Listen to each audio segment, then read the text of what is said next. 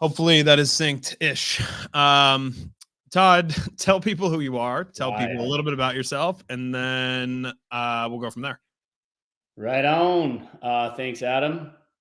Let's see. Who am I? I am just a dude trying to make a meaningful impression on people and basically just creating a meaningful life, dude.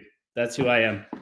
I don't want to just say like I'm this person and I do this. I'm just trying to be a good human and fucking inspire people. That's where I'm at. Sick. I think that's amazing. I think if everybody did that, we'd be in a really good place.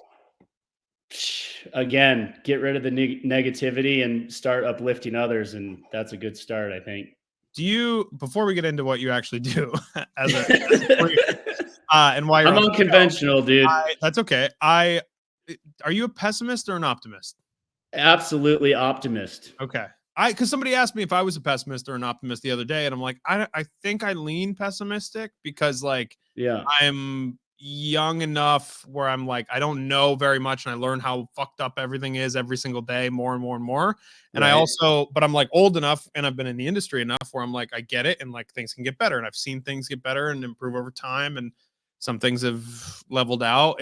So I don't know. I feel like I'm somewhere in between on those camps. I think anyone who says they're a positive person at all times is a liar. So there's that. Okay. I you feel try that. to find the positivity in things often.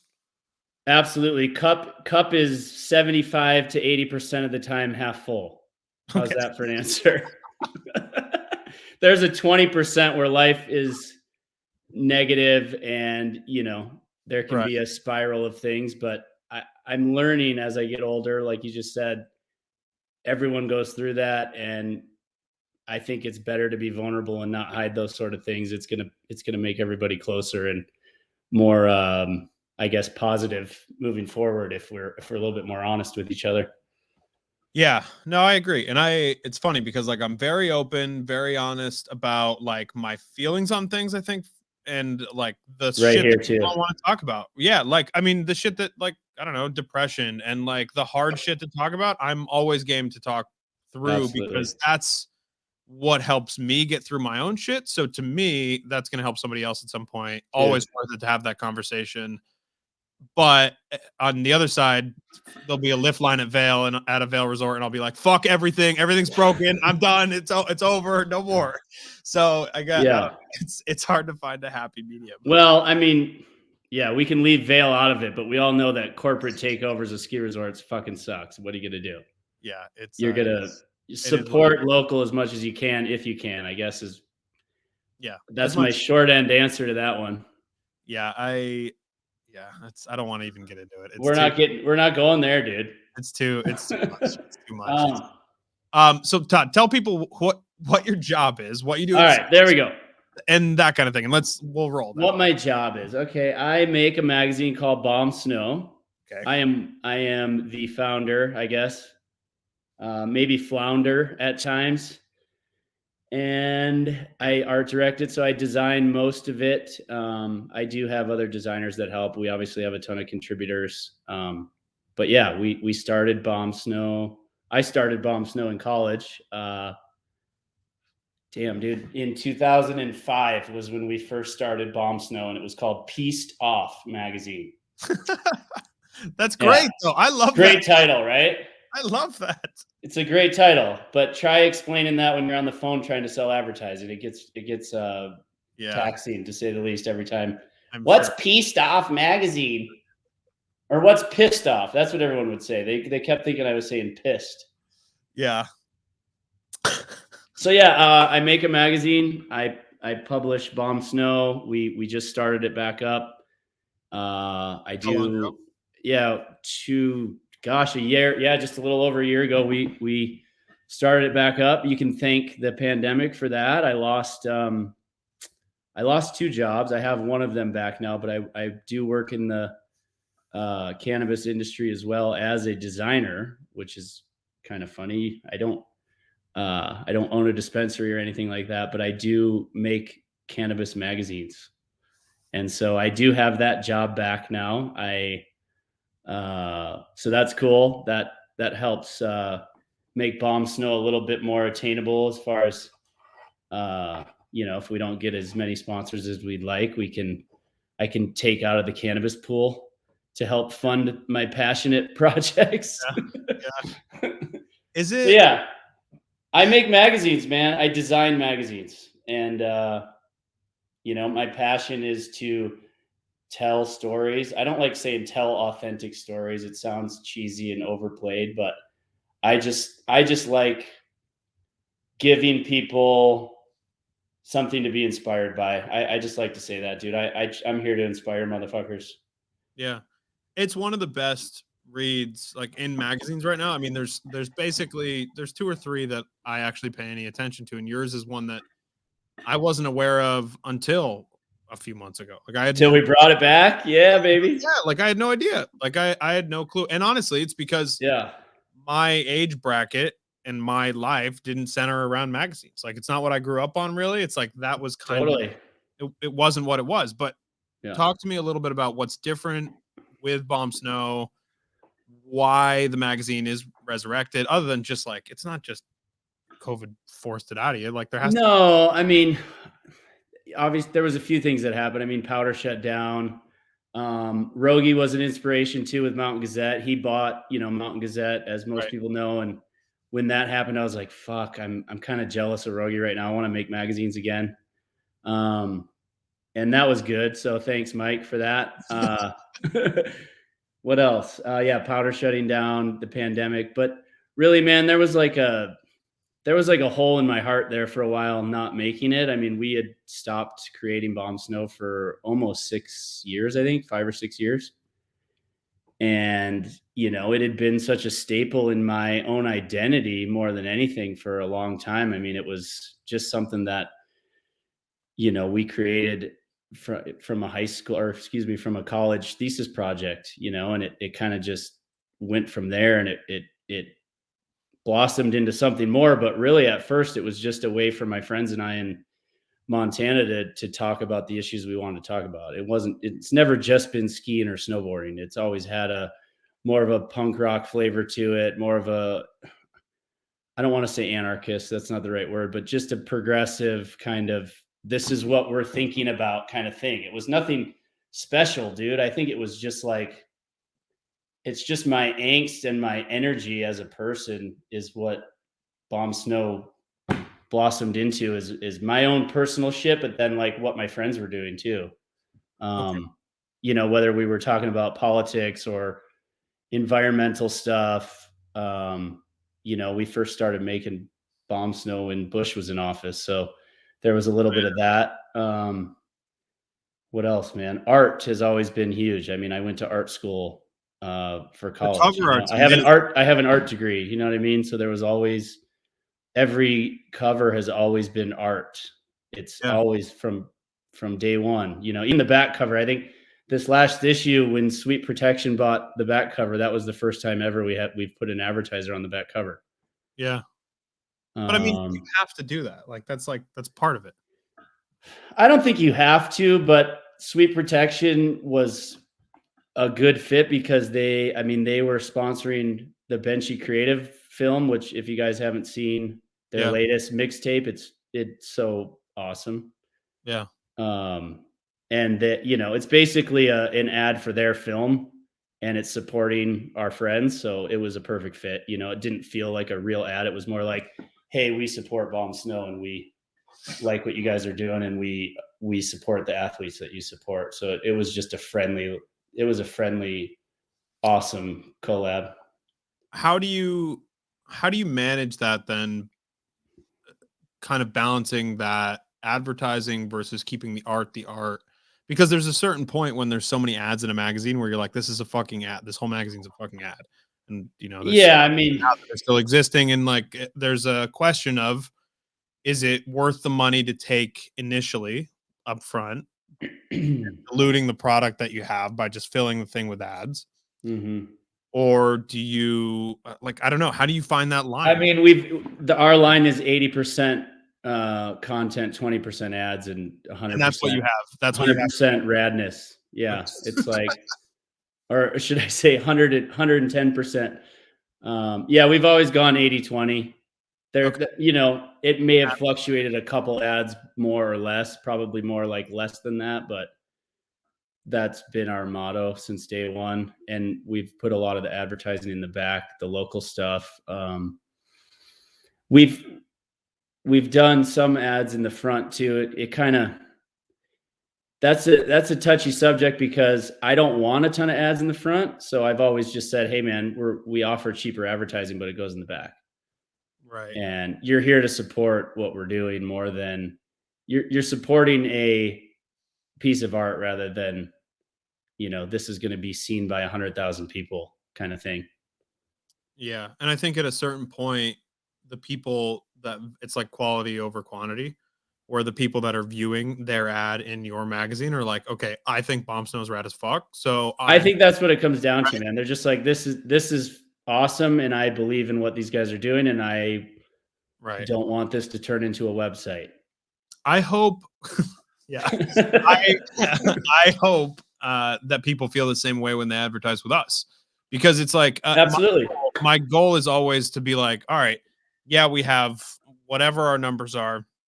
Yeah. There's bigger shows in the world for sure, especially when you get into the broader market, but this is a super targeted demographic. We have like some of the best listenership in the entire world, I think, like people that actually really give a shit about the sport and where it's going. So those people actually engage with products. Those are the people that back companies for a long time. Those are people that create value or that give the value back, I guess, to the brands. So it's quality over quantity. I kind of am trying my best to take the same approach. It's just hard. And this is one of the questions I had for you. Yeah. Was diversification. Like, how do you make it so that you're offering enough of a diverse offering to whatever the brand that's sponsoring you to make things successful, profitable, and so that it can live on for a long time? I mean, diversity is a large word. What do you mean by diversity? Just new stories, engaging new stories that aren't just ski stories, or like diversifying out of our that's what I mean of Montana? Well, out of your area of Montana, and also like, not just the magazine itself, right? Like, how do you add value beyond just the magazine? Because sometimes that's what you need to do. I mean, there's social stuff is really important, obviously, these days. Website is like, it is kind of important these days. Like, there's more than just the magazine, I guess. Totally, dude. And yeah, I mean, obviously we have a website. We have our Instagram numbers aren't huge. Nobody uses Facebook anymore. God. But I think, again, I think it comes down to we're still growing. And like you said, dude, how old are you? 26? Yeah, 27 on Saturday, baby. Word, dude. I turned 40 next month, baby. Cheers to that. Cheers. Don't let the fucking shave fool you, bud. Holy shit. So anyways, I think as far as diversification in different areas of things we're doing, I want to get more into creating movies. I've produced a lot, and we have, as Bomb Snow and Axel Peterson and a few other people that were doing Bomb Snow TV. We did that for a long time, and that worked for us, for an online diversification of showing, short ski films and having that be part of the Bomb Snow brand. I definitely want to get more young individuals, who are making ski films on the Bomb Snow roster for sure. And I want to keep supporting those guys like Carl Fossfed. We supported his film. We supported the Benchy Boys. And I shouldn't say Benchy Boys, the Benchy creative team. And who else? The Carnage and Entourage, which are a couple, Bozeman based, so supporting younger filmmakers is a diversification. I don't know how that helps our advertisers. I think it does, though, because you think it does? Yeah, I think it does, because then they see you everywhere, right? Like, that's the one thing about advertisers that it took me a while to learn, was they don't just see you. Just because they saw you, it doesn't mean they didn't see everything else that's going on. And it doesn't mean they didn't see everything you did along the way to get to the point where they were comfortable advertising with you. Right. It just means that they figured out, okay, this is the time. This is when I'm happy to do it. And it works that way. So I think it adds legitimacy to a brand in any way. Because we're hopefully going to do a couple of those in the same fashion next year, where like we're supporting. Where you're supporting a film. Yeah, exactly. Because like my thought is that's how I look at diversification as a media outlet, right? Yeah. You're able to support other people's shit, and that's how you grow whatever you're doing, and you grow together, right? It's like, well, rising look, tide. man, here's the answer, dude. I'm supporting shit because I think what they're putting out is something that needs to be supported. Just like people are supporting Bomb Snow because what we're putting out is something they believe feels like needs to be supported. Yeah. And a lot of our advertising is local. We've been branching out with brands, ski resorts and that sort of thing, which makes sense. And regionally, have we gone big with big advertising? I don't know if we want to, man. I honestly, I've thought about it. Do I want to just support local brands and brands like Wonder Alpine, who are doing shit which I think is responsible as a ski company and making things in the US, like Mervyn Manufacturing? I've thought about making that call and saying we only want to support ski brands that are making shit in the US. I haven't done that yet. I've thought about it plenty. That's just me trying to be who I say I am, right? Right. And not being a hypocrite. Yeah, which is a lot harder to do, by the way. It's harder, but it feels good, baby.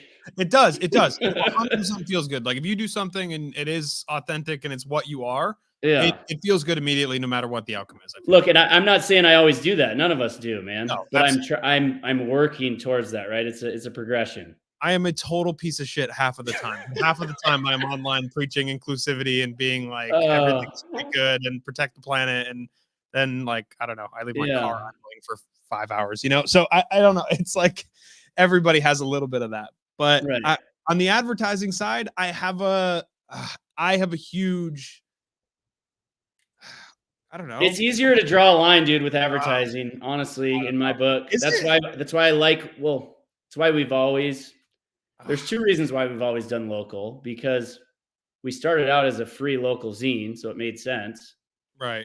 But as we've come back and created this larger format magazine that's, it's thick, bro. It's legit. There's a lot in there. There's a lot in there. We have to branch out, and there's larger companies that want to support these more, Bomb Snow is a more regional magazine. Yes, we're all over the country with subscribers and stuff, but typically a lot of the content in the past has been regional. We are branching out from that now. And because of that, we've always supported local advertisers, right? Now, moving forward, that's going to change, but I feel like we can change in a way that is telling a message to our readers that says, hey man, we support these brands because we appreciate what they're doing. We like the ethos of this brand, dude. And that's why we're supporting them and they're supporting us, because they get it. Yeah. Is that always going to happen? No, but should we try? Fuck yeah, we should try. Yeah, I tend to agree with you. We should try. And I struggle with that a lot, where it's like, do I care? Like at the end, sometimes I'm like, I got other people involved. But I got other people involved, right? So if I'm not taking the money, you got to pay the bills. Then maybe I can't pay somebody that I need to pay. Like everybody that has a show on this network gets paid from us. So how much do I make my own stuff impact them? Right? Why can't the brands that you support already, because of what they do, and things are changing enough now, why can't those brands support you enough so that you wouldn't have to go to some other brands that maybe aren't? It's a great question. I should ask them this, but it is a good question. And I was posing a question. I don't know the answer. So in some cases, I think we're in a weird scenario where it's like we're in a growth year or cycle where it's like we've gotten X amount bigger over the course of time. Because you're working hard, man. You're putting out good content.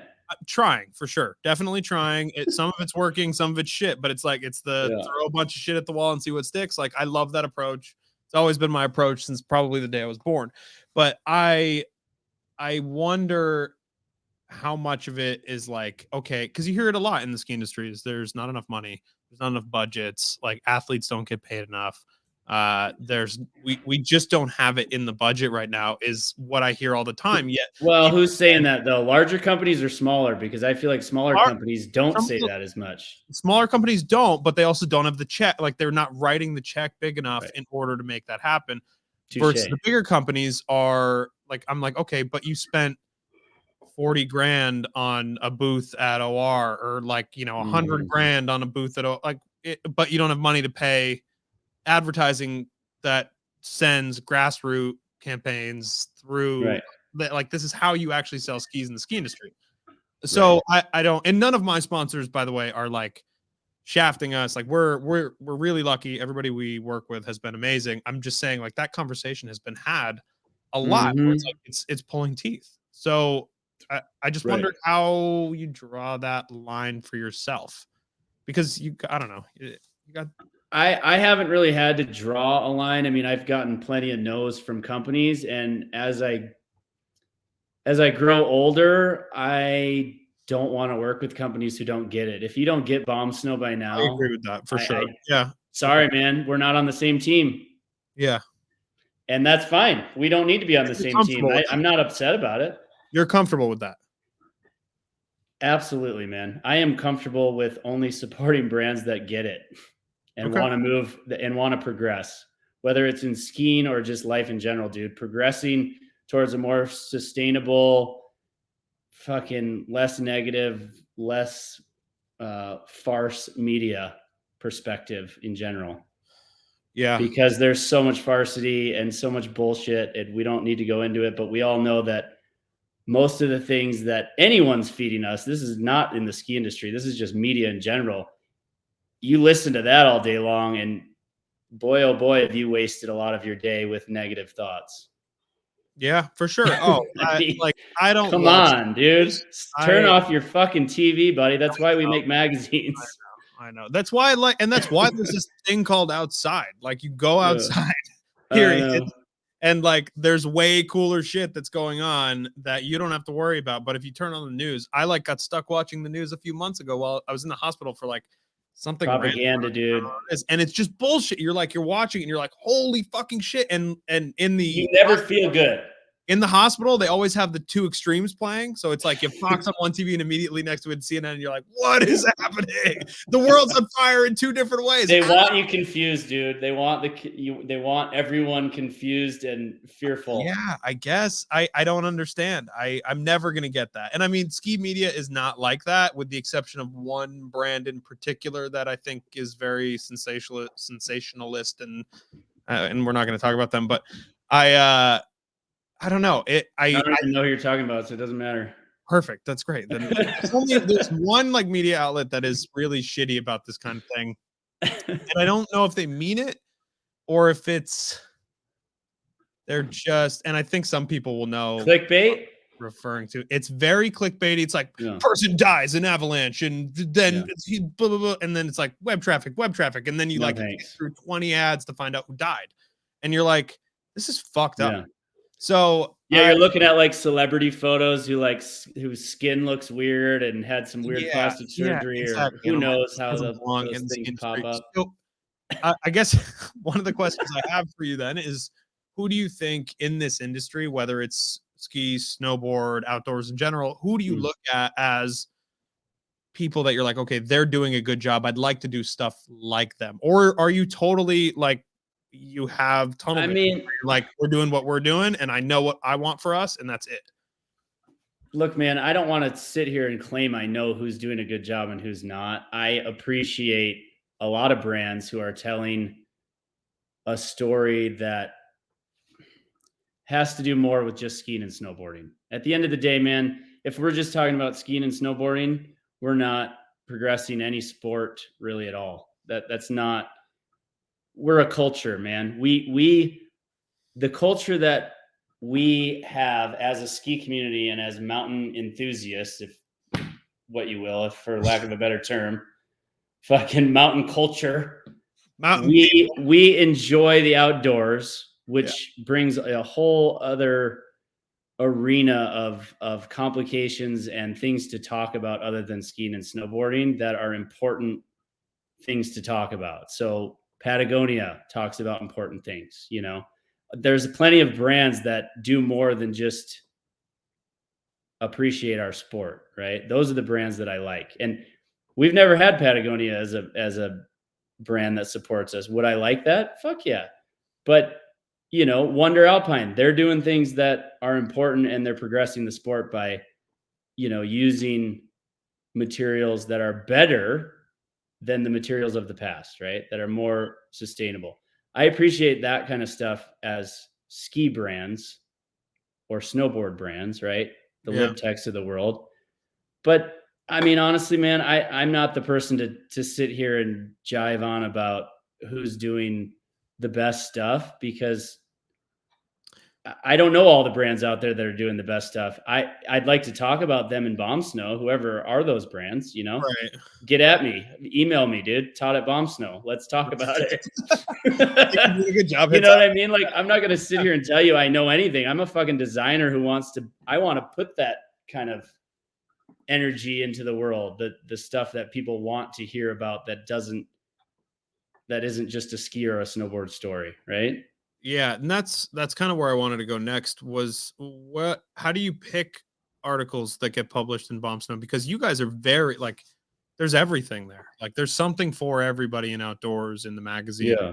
And I think you guys do a really good job telling the stories. So how do you pick what goes where? How do you decide a story is worth running? And this is, I don't even necessarily mean you specifically. I just mean as how a magazine functions in general. Because I don't know, and a lot of people don't know how to even. I mean, we sit down and we talk about it, right? It helps to have a theme, which is a thing we've started. Okay.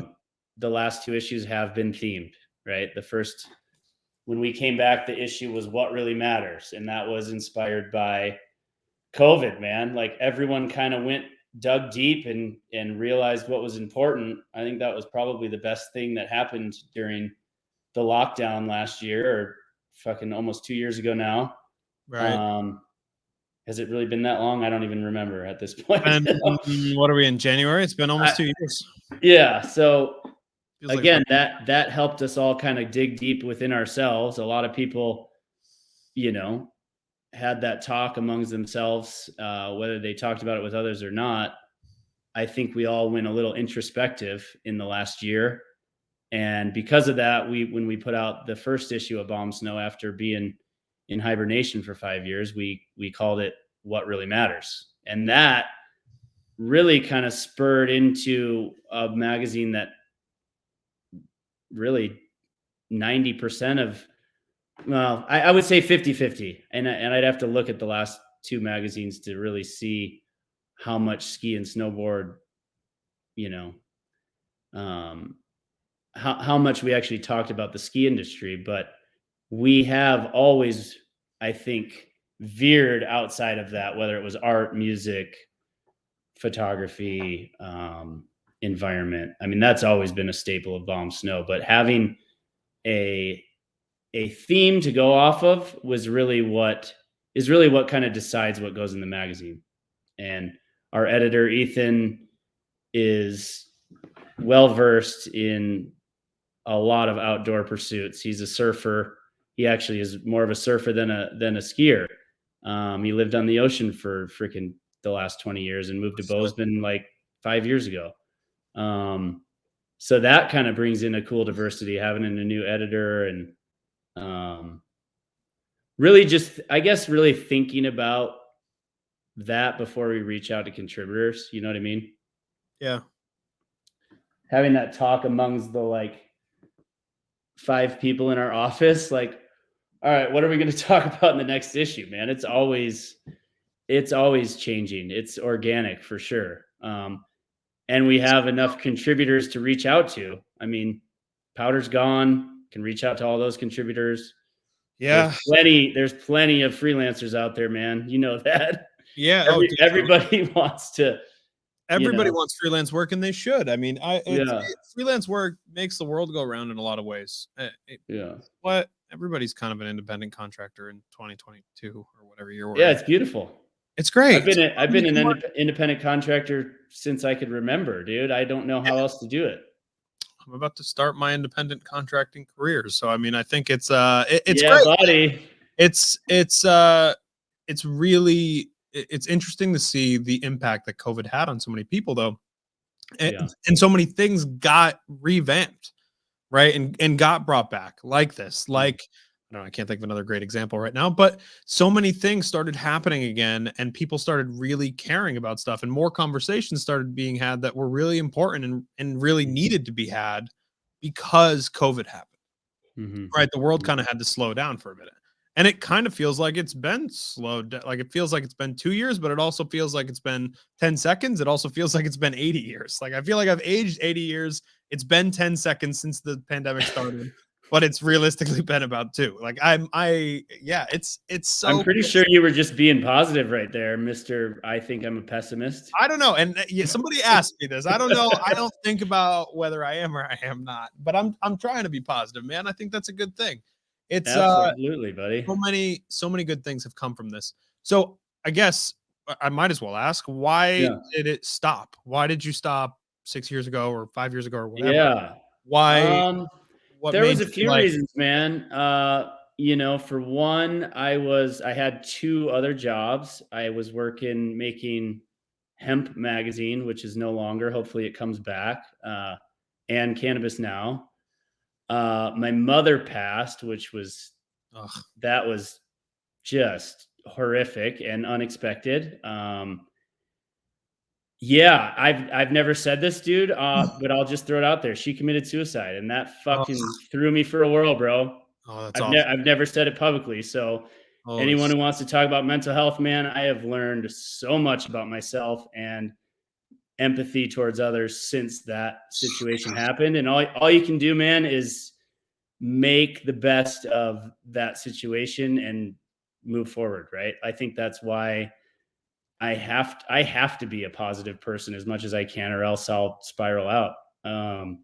So that was a huge part of it, or at least why I told myself I quit making the magazine. Right? It was an excuse. It was a valid one, but that fucked me. Right? It's got to. I can't even imagine. Dude, unexpected. Didn't even know my mom was depressed. So that was like that happened, and then. Yeah, I was making good money making magazines for other people. It was easy, dude. I got comfortable. I was making a good paycheck making magazines for other people who have way more money than the ski industry. Like we're talking about weed. Right. Yeah, for sure. Like and it was comfortable, and I wanted to buy a house. I was able to make that happen before Los Angeles became the shit show that it is. Yeah. And then, so that was probably the main reason, man. My mom passing, and then,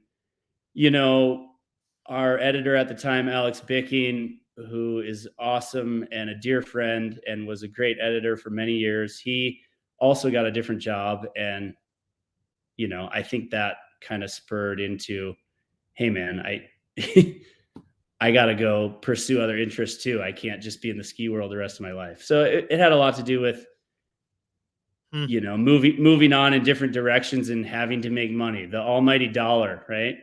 Yeah. Oh, and then we almost sold it, dude. And I don't need to get into that one a ton because it was kind of a messy back and forth, but we almost sold. Thank the universe we didn't, because we're making it again, but that's all I'll say about that. I don't want to get into that one, but we almost sold the magazine, and I'm really glad we didn't.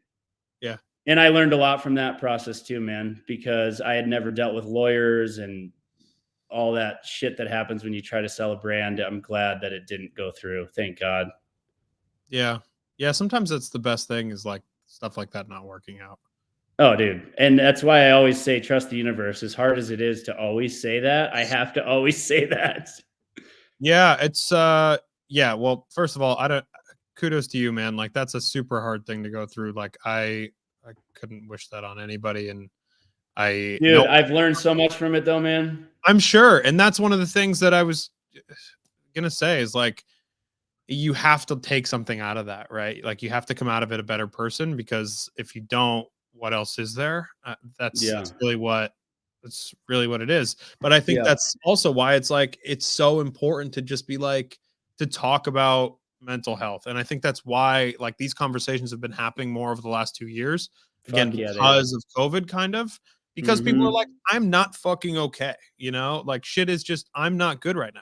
And I mean, I've said it multiple times. Like I'm the best thing you can say. It's like, yeah, it's like sometimes I just need to talk about it. Like sometimes it's just enough. Like you've been through enough and you've had it and you're feeling like the world is collapsing. But if you don't say that out loud and it's not okay to say that out loud, and you're just like, oh, just got to keep plugging along, got to keep. Oh, the stigma's there, man.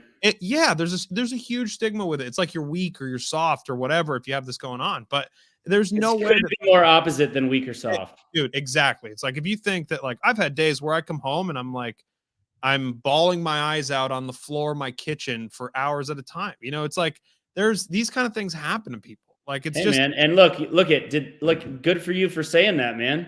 I mean, no, and I have no problem talking about it anymore because it's like I good realize for you though, because that's fucking hard to say. You can't get through it without talking about it. I think at least I can't. I mean, if I don't say something, if I just bottle it up, because initially that's what it was until somebody actually, you know who it was? I think his name's Adam Campbell. His wife died in an avalanche that he triggered. So for 2 years, right.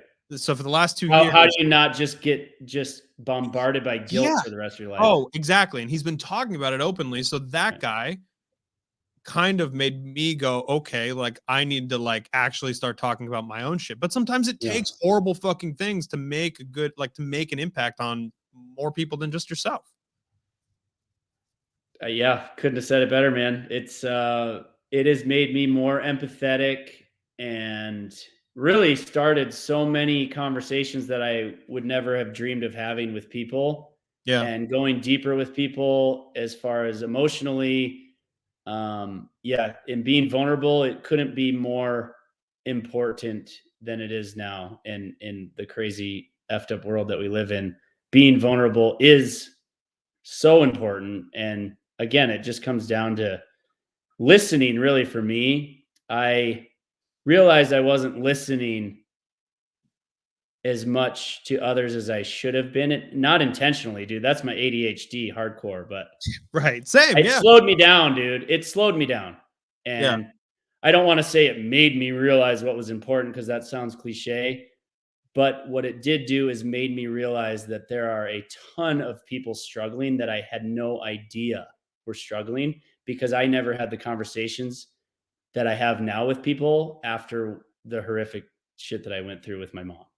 Yeah. So that and everyone's gone through it, dude. I'm like, that's what I'm realizing is it's like the Kevin Bacon thing. There's someone who has been through that in any family, in anywhere in the entire world. Yeah. And that's, to me, that is a very large topic that doesn't get talked about. But like you said, it's becoming more prevalent now. Yeah. And I mental health, people say mental health. Yes, but suicide too, like is suicide such a like huge thing, dude. Shit, right? Dick Aspen, dude, don't even get me started on homies that have done it too. I mean, we've all been there. It sucks. Yeah. And how do we change that? We talk about it.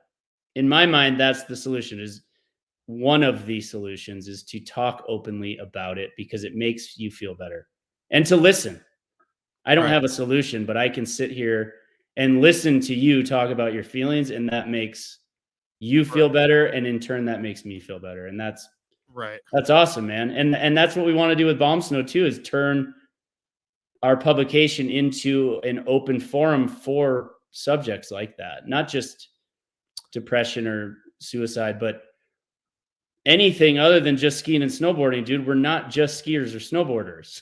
Right, exactly. That's just something we do, and something something we have revolved our entire lives around. Absolutely, man. Yeah. I've been a ski bum for 20 years. Right. And it was amazing. Now I'm a dad, and I think about things differently. Right. I still have to go skiing. It's my church. I snowboard too, but I ski probably twice a year. If for anyone out there who doesn't know that, I'm a snowboarder, goofy footer. I just call it skiing because I grew up skiing. It's the same shit. Like it's the same shit. Like it's just not. It's different. It's way more fun. It's easier and way more fun. It's all this. You know what? Like I don't give a fuck. I'm a terrible snowboarder, but I'm like a mediocre skier, and it's like in so many different ways they're the same thing, and they are different. But like I hate that separation line is. I don't even know how we got on this. Yeah, but like, line is fucking stupid to me. Look at I was back in my day, buddy. They segregated skiers. Let me tell you. That was one of the reasons I started snowboarding, man, is because I grew up on a little ski hill that had a tow rope and a half pipe, and skiers weren't allowed in the half pipe. Really? So, oh, dude, you're young, bro. They didn't allow skiers in the half pipe. They didn't allow skiers in the half pipe in the 90s, brother. Oh man, I had no idea. Yeah, I was a tow rope operator at Mount Brighton, Michigan, back in 1998, probably, and I started snowboarding right around that time and never really looked back. My ski coach was also a dick, so I quit skiing because of that as well. They do that a lot. Those fucking ski coaches, they do that a lot. I mean, shout out to all the ski coaches that are good. Isn't that funny though? How like someone could make a really good impression on you, or just like change your whole trajectory in life because of their dickiness. Okay, so this is my problem. This is actually coming kind of not full. Thanks to all the awesome teachers out there and coaches. Thank you guys. Yeah, for real. The good ones, props. You've changed our lives for the better. You make the difference to all of the people that are starting out. And this actually is like, it's important to talk about. I wasn't going to bring it up, but I am going to bring it up. Love it. Bozeman's busier than ever. Big Sky busier than ever. Every resort that is don't move here of Mega Pass. Nobody's moving anywhere. You can move to East Hampton. I'm lonely here. But there's a ski resort that doesn't get any snow and doesn't exist. And it rains. And it rains a lot. But that has changed so much for so many people. Can I just get your thoughts on? Are you talking about Bozeman's growth or mountain growth in general, mountain towns? I'm talking about mountain towns in general, stemming from mega passes, being epic, icon, access to the mountains. Because on one hand, if we're looking at it glass half full, really nice, cheaper pass product. But on the other hand, what we were just talking about is the kind of quality of product that you get, right? If you're waiting hours to get to the ski resort and that's your first impression of skiing, fuck skiing. Why would you ever do that again, right? Like, why would you ever want to be involved in the future if year one you bought this pass and all you did was wait in lines and, you know, have shitty experiences because your only free time is weekends and holidays and shit like that, right? When it's Are you asking my opinion on the Epic Pass right now, for real? I am asking your opinion on the not just Epic in general, because Icon. Icon too, because those are the two main ones, and I want to know. I don't necessarily care about your opinion on them. I care about your opinion on the impact of them. Any corporatization and money-making scheme in the ski industry is horrible. And granted, yes, it's cheaper for people, but I think it's horrible for the industry as a whole. Because that's not a blatant outright statement, but generalized statement of, do I think Icon and Epic passes are moving our industry forward because it's cheaper for people to ski? No, I don't. If you want to go skiing for free, go out into the backcountry and learn your shit. Okay. Or go to a mom and pop. I mean, look, I'm lucky enough to have a mom and pop ski resort that's run, not by a nonprofit, and that's where I go. I don't go to Big Sky hardly ever because it's way too expensive. Icon pass or not, I'm not going there. I'm not spending $200+ to go skiing. That is absolutely asinine for any ski resort to charge that much money to go skiing. So is the Icon pass the solution to that? No, stop charging so much for skiing and fuck your bottom line, dude. Take those CEOs from here and bring them down here and make them listen to the rest of the people that are running their resorts for them. Yeah. Okay. The problem to me is the CEO is making tens of millions of dollars and everyone else making SHIT. Yeah. Yeah. Is the Epic Pass and the Icon Pass, all those sales, are those going to the individuals? Come on. Who's that money going to? The CEOs? The top 1%? Probably. Do I know that for a fact? No, but it seems likely. What do you think? I think they're going. I mean, obviously, I think they're going to CEOs. I don't All think the money, dude. and it's going to shareholders. You know, We it's wouldn't need Icon or Epic passes if fucking tickets weren't $200, man. right. If we could go ski for $50 in anywhere USA, make a flat rate, dude. Amen to that. Oh, yeah, for sure. I have a hard time. I go back and forth a little bit on this conversation because I think access is really important. And right now, I think access that is the best access for the money. It's hard to say. Yeah, but it's because those resorts, dude, sorry to cut you off, but it's because those resorts are charging $200 for a ticket. I know. So now Epic Pass is cheap. I totally get it. I 100%. They're doing the country club thing where it's like get a membership or it's exclusive. Right? That's it. I get it. But the problem is you can make that value proposition for someone as Epic or as Icon, and it seems really easy and it seems really simple. It doesn't include all the disclaimers of like, okay, guess what? Half the year it's going to be really shitty and you're going to wait in lines. And it's like that's why, dude. It's just like people saying recycling. It's like putting it on the consumers. We're gonna be exclusive. We're gonna be inclusive by being exclusive. Yeah. Does that make sense? Like we're gonna pretend we're helping these people by giving them a cheap pass. The only reason you did that is because your tickets are so expensive to begin with. You had to do that. You made it make no sense to buy an individual day ticket. Yeah. I mean, that's just one man's opinion, dude. I don't have the answers, but yeah.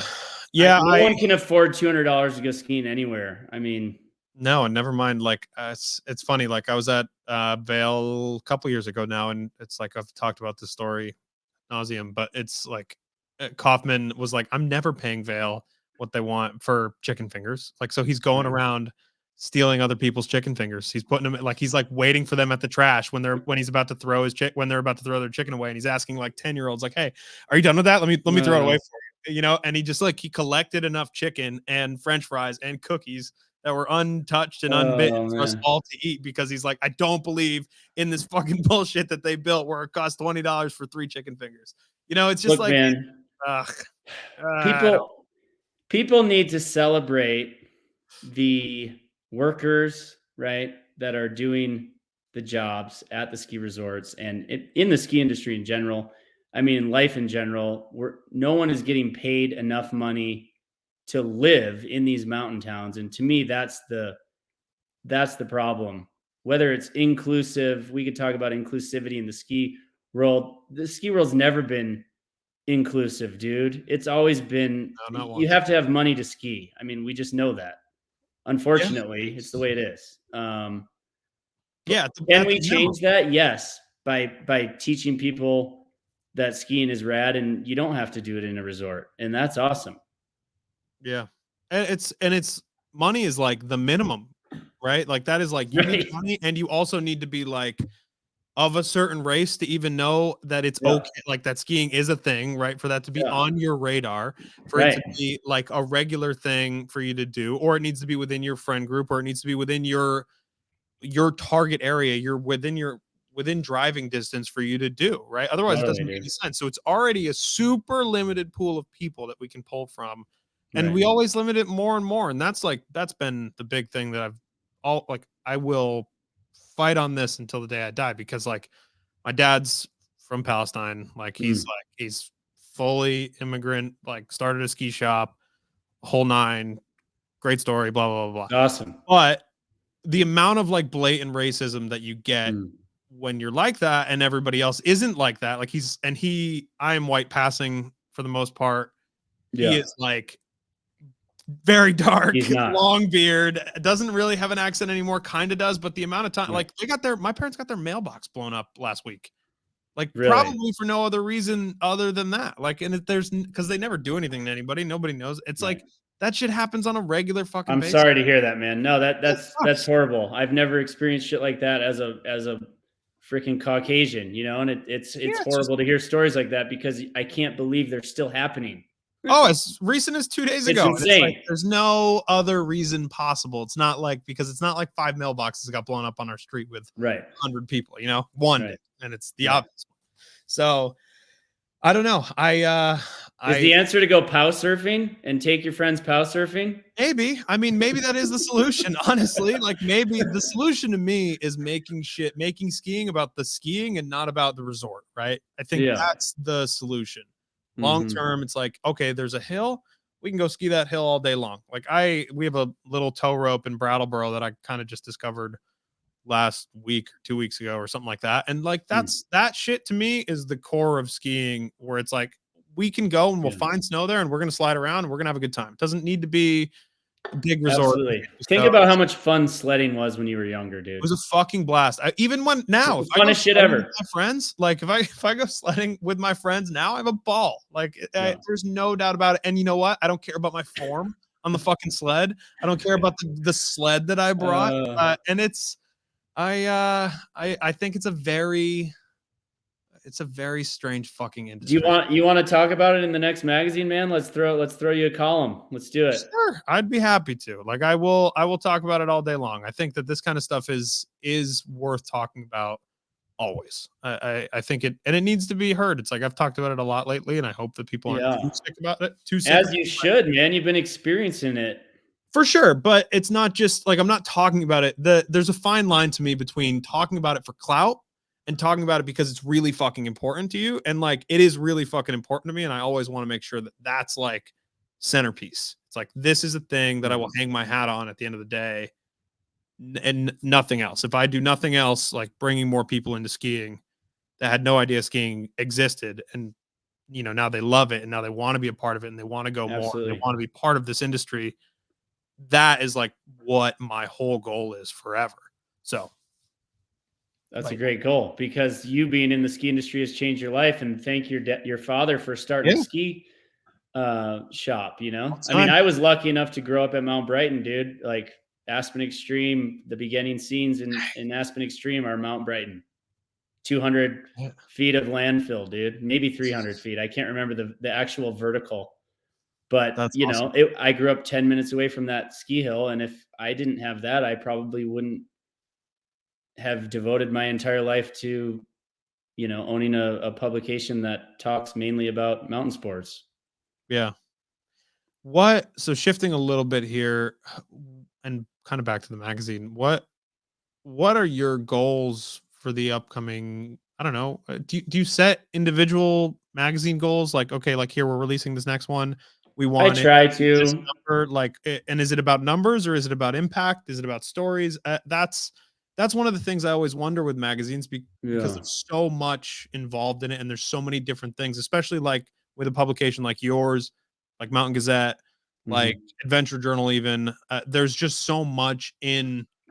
Oh, don't forget Free Hub, baby. That's my homie. Totally. Yeah, dude, Free Hub's the shit.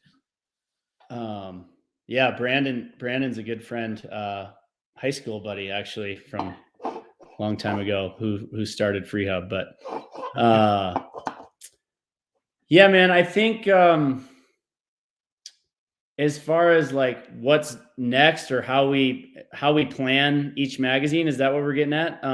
Kind of. Well, like, how do you set goals for yourself, and if you do, what is the goal for the next one? Oh, dude, I set goals for myself all the time. Do I hit those goals? Absolutely not. I like to call instead of a goal list, it's more like a it's an intention. I set intentions. I want to be a better person. How can I be a better person?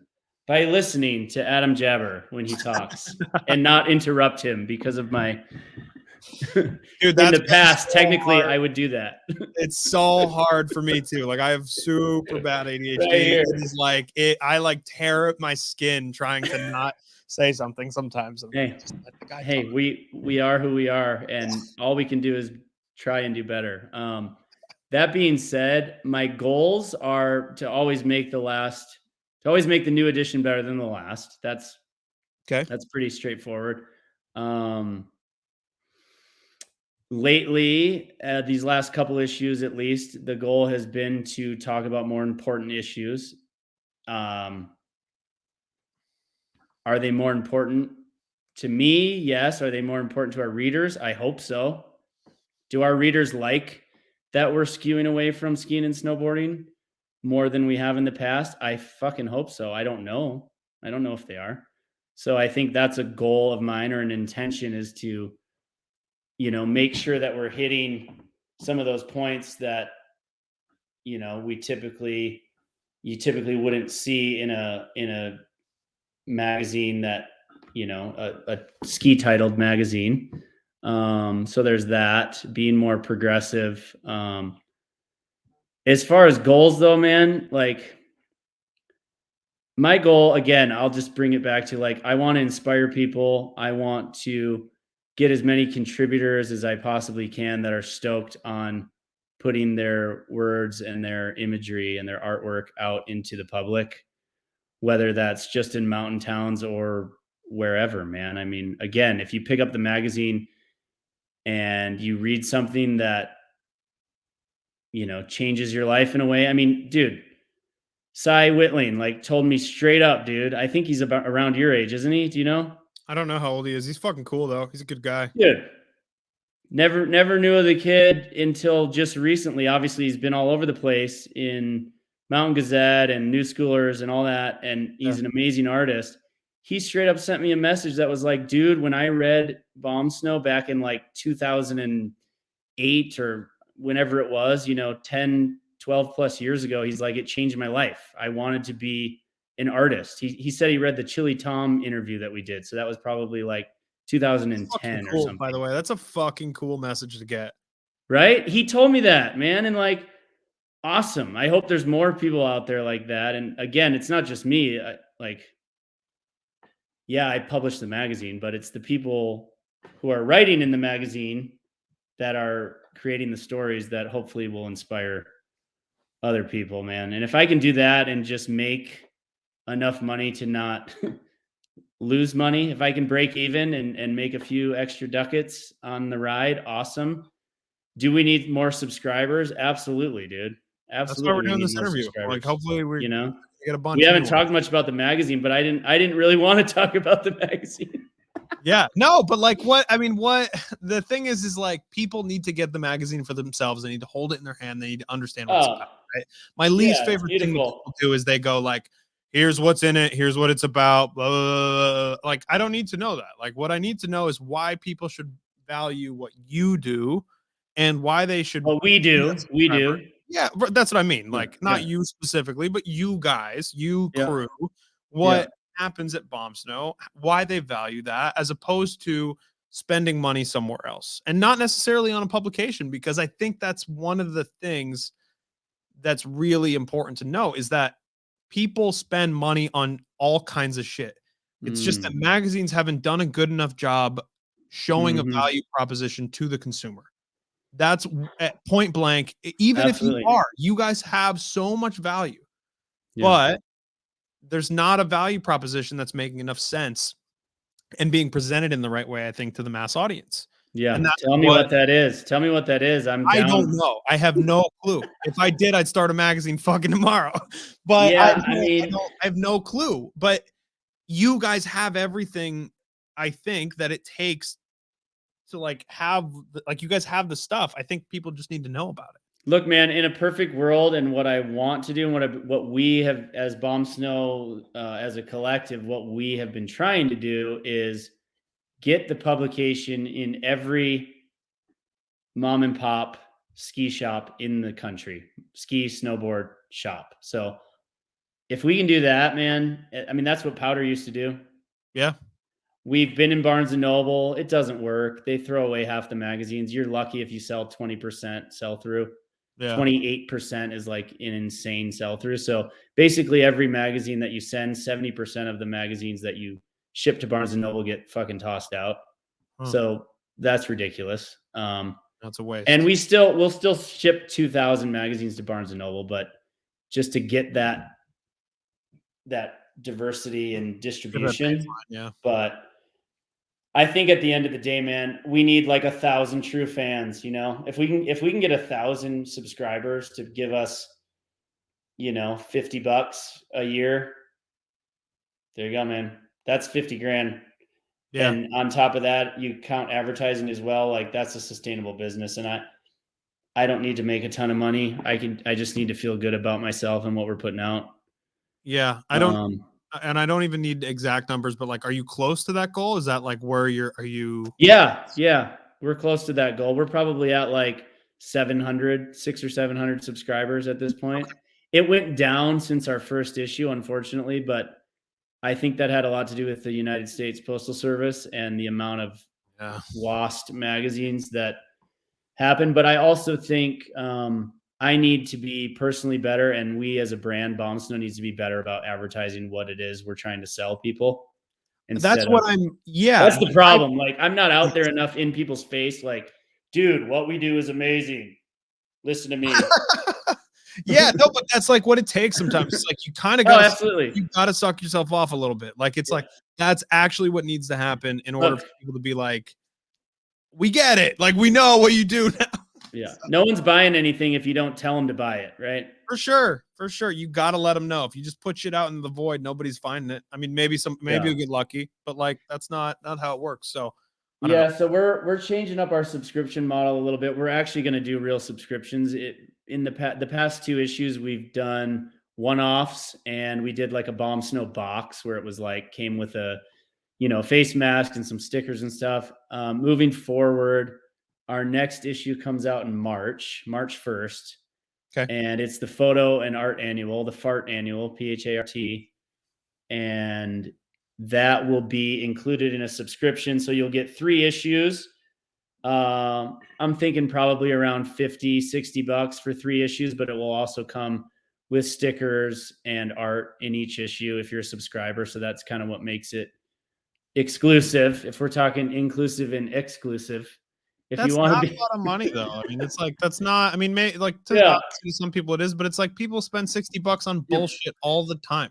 Yeah, three mags for. I ended up watching fucking UFC fights a lot, and like I paid like 65. I don't even know how many fights I bought last year, and it's like that's $65 a fight, and it's totally. Like, well, people don't realize how much shipping costs, man. With a magazine that's over 13 ounces or 14 ounces, like our magazine is over a pound in weight.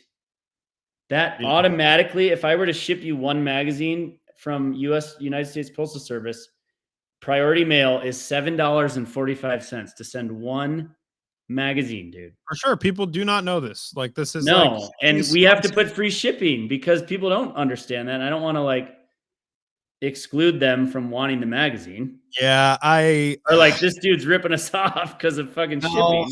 No, I think it's like I have no idea. This is such a hard one for me because I've watched what's happened in the ski business over the last couple of years, and even like to the big guys like to Evo and Backcountry, and like we're a medium to larger sized retailer, and shipping, like it's like $70 to ship a ski, where it like used to be like 25. Yeah, hopefully drones change that, brother. Dude, fucking get me Bezos and get that motherfucker to pick shit up at the store for now. Like, I don't understand. Like that, it's making the cost of doing business abnormally expensive. Again, you run a shipping-based business. And United States Postal Service is supposed to be a service that gets paid for by our taxes. So come on. Yeah, that's a valid point. Man, I think for us, like for Bomb Snow to keep doing what we're doing and to be an important, community, I guess, an important aspect to the ski industry as a whole and a cultural platform, artistic platform for people to kind of have a voice. We need more people subscribing and more people getting stoked on it because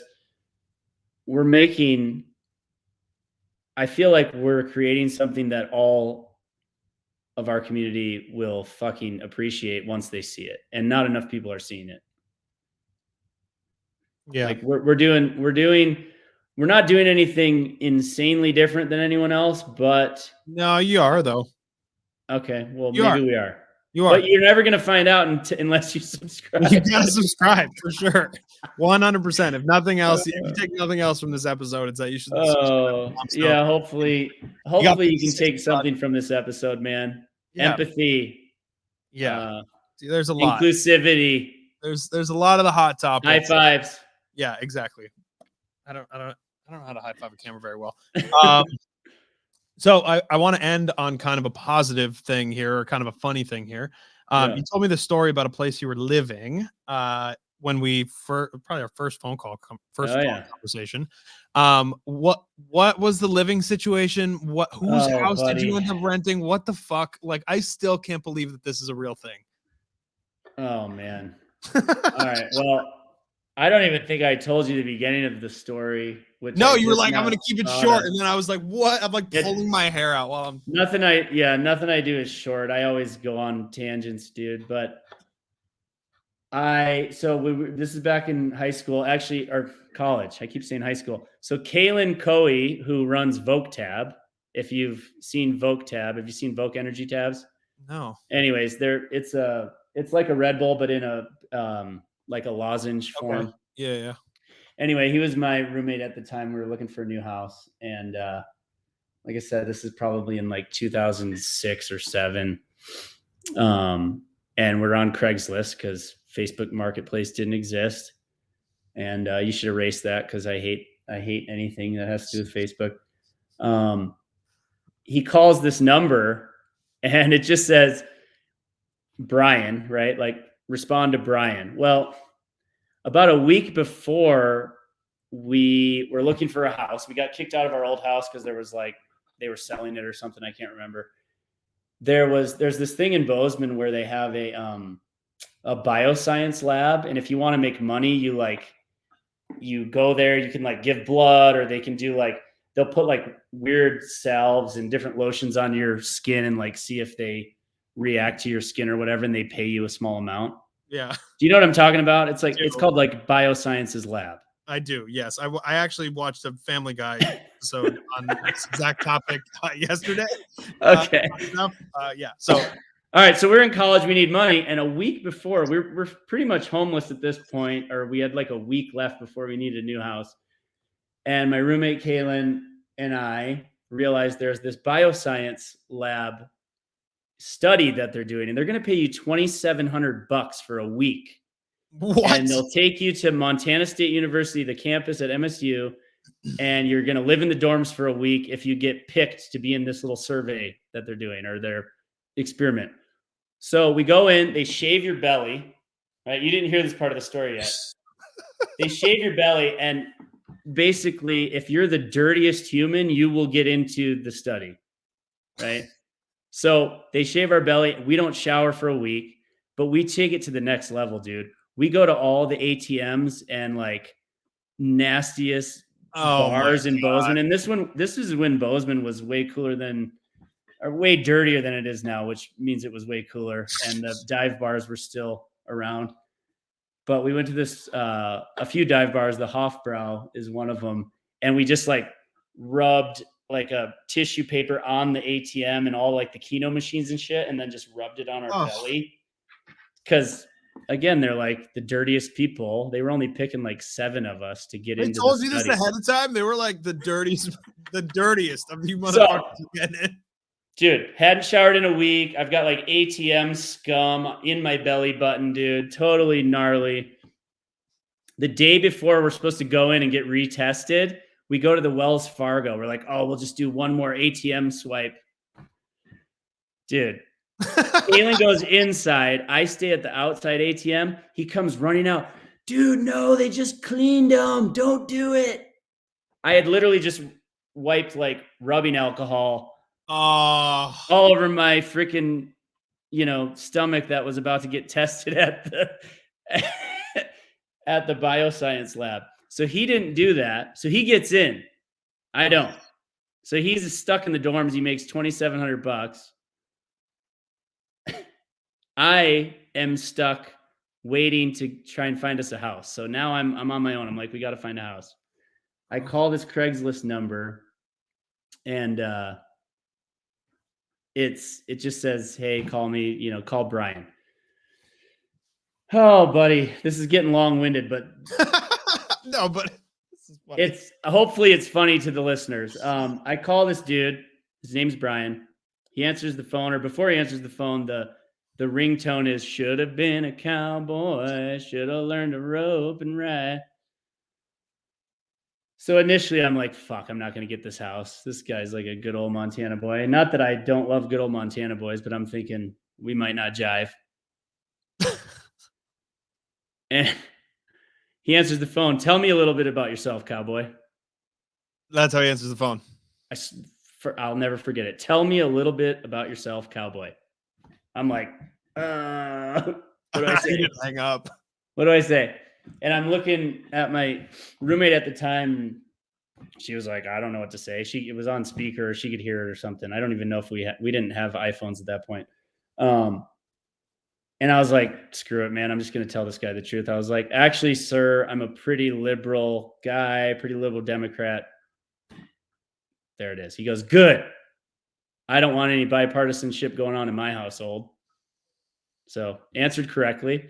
The questions keep getting called out. He's like, who's in the Montana legislature? Luckily I have like a pretty photographic memory. So I'm like, all the signs were up because it was like time to vote. It was like November or around the time where you're voting. So I like could remember a couple of the names on some of the signs that I had seen. So I was like, oh yeah. Mike Judge or somebody. He goes, oh good, I know Mike Judge. Yeah, he's a friend of mine. And he's like, so did you say you're a Hillary guy or an Obama guy? I was like, oh, definitely Obama. Voted for Obama. He goes, cool. He's like, who did you say you voted for the Montana governor of Montana? I said, oh, Brian Schweitzer all the way. He goes, oh, good, because I am Brian Schweitzer. Oh my God. Straight up, man. Like answered all the questions swimmingly. God. And he looks, or he gets back to me. He's like, all right, well, my wife's going to be at the house tomorrow. Why don't you go there and introduce yourself, whatever. So a friend of mine at the time also needed a house. We pretend that it's just the two of us, just her and I renting this house. It was a 5-bedroom house. She claims she's a political scientist or a political, she's going to school for political science. Okay. I had already told him I'm an artist. So whatever, I already fucked that one up. And we go there and we meet his wife and, we walk around the house. It's good to go. He calls me maybe a week later. Hey, Heath, I'm on the tarmac at Gallatin Field. Can you be at my house in 15 minutes? I said, Brian, I'll be there in 10. And I went to meet him, dude. He pulled up in his Crown Victoria. And, talk about old school Montana, dude. That's how Montana used to be, right? Like go and meet your governor at the house he's renting to you. Yeah. It was awesome. Like my parents didn't believe me when I told them, yeah, I'm about to rent a house from the governor of Montana. And he shows up in his Crown Vic with his like little guy assistant holding his briefcase and his dog and his bolo tie. Anyone from Montana old enough to know Brian Schweitzer, the guy was amazing. I mean, his character, spoke. I mean, he met me at the house. He didn't need to do that. He could have hired someone to do that. Yeah. We walked around this 5-bedroom home. He had a crumpled up piece of paper in his back pocket with, it was like a contract he had gotten at like Office Max the morning of our little interview. And we walked around and he's like looking at shit. Hey, this, this window's broke. We'll fix that, whatever. He goes, Todd, there's one thing on here at the end here that I think we're going to overlook, but it says right here, if you're late on rent, that's going to be $50 extra a day. He's like, are you going to be late on rent? I said, no, Governor, sir, that'll never happen. And he just shook my hand. And for 4 years, we lived in that house. I used to send him bomb snows every time I send in a rent check. Fucking shit. Yeah. What a fucking flex. Sent Bomb Snow magazine straight to the governor's office in Helena, Montana. You got his cell phone? You got his cell phone still? Like, is he alive still? Like, I don't know this guy at all. Oh, absolutely. I hope he runs for president. Oh my God. That's amazing. Fuck. So sorry for the long-winded story there. I hope cool, it that's fucking cool. That's fucking cool. That's amazing. Be more inclusive. If you're the governor, rent to normal people, rent to ski bums. Yeah, dude, I can't even 4 years to a guy that was just like, I wonder if he'll hear. Yeah. Never mind. He hears this and he's like, oh God, does he know now? like who you are and like what the situation was? I and mean, like, I don't know. I mean, he knows I've created bomb snow for plenty of years. I used to send it to him. yeah, that's funny. We used to throw parties there, and the cops eventually noticed that or realized that it was his house, and they would just be like, "All right, guys, we know who lives here. We know who owns this place. Go inside." It's actually really nice, you know. I'm sure. At that time, I'm sure. they would never bust us. They just told us to be quiet. Oh, that's amazing. Well, dude, that's perfect. I think it's a perfect way to end this. Where can people find you on social? Where can people find Bomb Snow? People obviously now want to subscribe. Where can they do that? How do they do that? The whole deal. Yeah, go to bombsnow.com or bombsnow.com, however you want to pronounce it. And you can go to the store link and purchase a magazine. I'll have the subscription. By the time this thing goes online, I'll have the subscription button ready to go. So you get your three issues of Bomb Snow for, I think $50 is probably fair. That's probably what we'll go get after. And then, you'll get your art and your stickers. At least it's not a Sprinter sticker. I know that's been a huge hit. Huge hit. The sticker pack is one of my favorite parts, by the way. Like, that was great. That was such a nice little addition. I like open up the inside and there's a fucking bunch of great stickers in there. Yeah. And if you want to contribute, man, we're looking for artists. We're looking for writers. We're always looking to expand our contributors list, obviously. Cool. So email me, Todd, TODD at bombsnow.com. Beautiful. Hopefully you guys made it this far. Everybody made it this far. 100%. Oh, no chance. No chance. Thank you, brother. I appreciate it. Yeah, man. I'm glad we finally linked up. Let me hit Are we